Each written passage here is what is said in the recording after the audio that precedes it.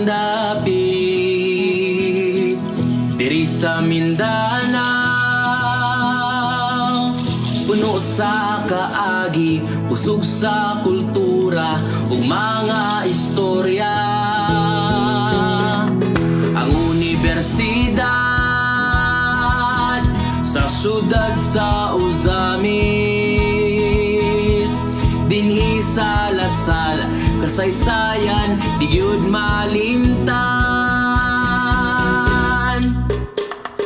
𝗕𝗂𝗏𝗃𝗃 maayong adlaw, maayong udto, diha kaninyo mabiyag gagawi, maayong gabi diri sa Lasal, diri tabay.